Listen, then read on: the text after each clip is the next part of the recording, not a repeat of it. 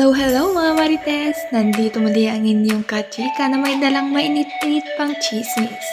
Pang-international tayo for today's video. Yun na nga mga kamarites, hindi ko na patatagalin pa dahil alam ko na atat na kayong malaman kung ano ang chismis.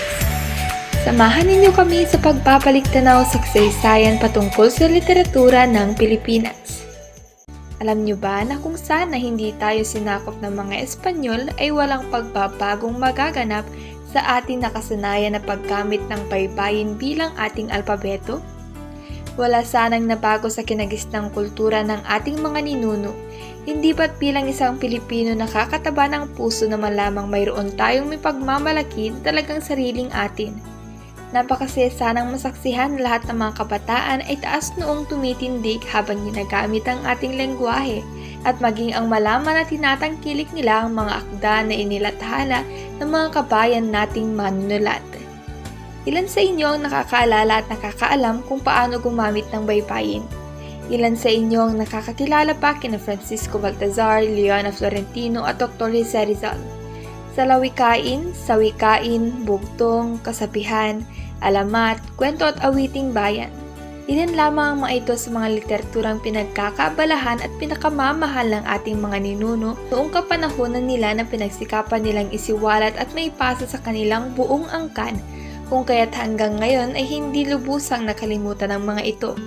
May amigo, como sabrían si el 1276 para questo bien de mi lado?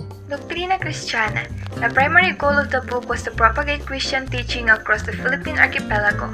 The Spanish came not only to claim the Philippines as their territory but also to overrule the Filipinos. At the time of the invasion and conversion to Christianity, the existing literature of the Philippine ethnic groups was primarily oral, consisting of epics, tales, ballads, riddles, and proverbs. Dr. Jose P. Rizal, being the genius that he is, composed Noli Me Tangere or Do Not Touch Me, and as Filibusterismo, The Reign of Greed. Rizal's novels and patriotic lyrics were the unavoidable conclusion to the propaganda movement, a campaign for liberal changes led by Graciano Lopez Haina and M.H. Del Pilar. The two books depicted corruption and tyranny so clearly that, despite the lack of any clear advocate, they served to foster the notion that there could be no other solution to societal evils but violence. The Philippine Revolution led by Andres Bonifacio was followed closely by the unsuccessful reformist movement and Rizal's writings during 1863 to 1897. Emilio Jacinto during 1875 to 1899, his closest aide was the revolutionary organization's ideologue. Both were Rizal's followers and both were authors and social critics deeply affected by the liberal principles of the French Enlightenment concerning human dignity.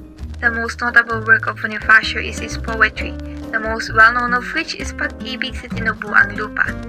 Jacinto composed political articles in the vernacular of the people. Interestingly, despite the fact that either writer could have written in Spanish, Bonifacio, for example, created a Tagalog version of Rizal's Ultimo Adios. Both opted to speak with their peers in their home tongue. Rizal's image continues to dominate Philippine literature to this day. Liberalism resulted in native education in Spanish dominance. However, the very emancipation concepts that it helped promote damaged the Spanish, and its collapse led to nativism and a resurgence of writing in national tongues.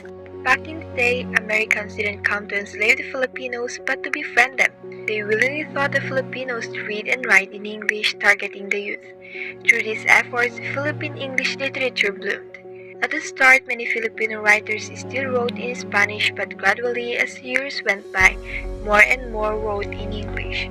As a direct result of American colonialism of the nation, Philippine literature in English could not avoid being imitative of American patterns of writing, particularly during his apprenticeship. Early poets' poetry exhibit deliberate attempts at versification, which demonstrates the poet's very rudimentary exercise in the English language.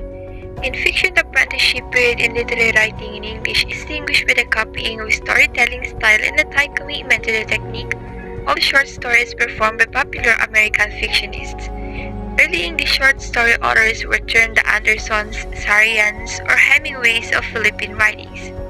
In addition, seditious plays of the Zarzuela type were staged throughout the early American era.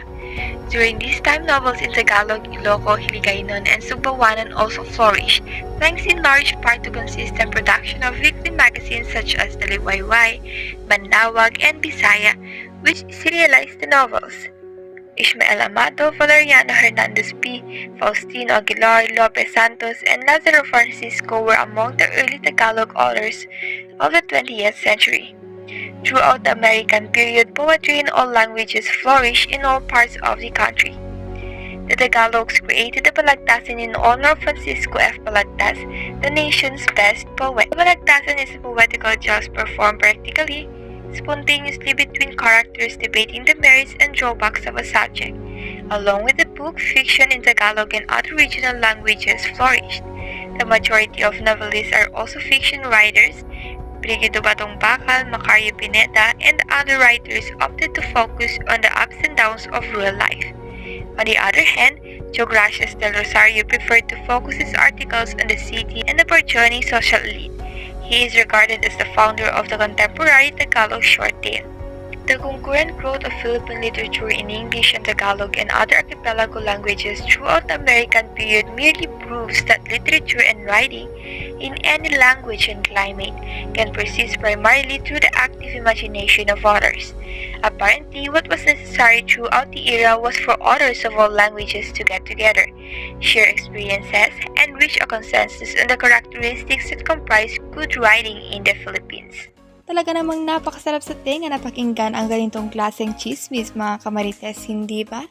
Truly, just as how Filipinos have gone through a lot, Philippine literature went through different reconstructions, changes, and upgrades, but then, there is still this touch of a Filipino citizen in there no matter what genre it will be.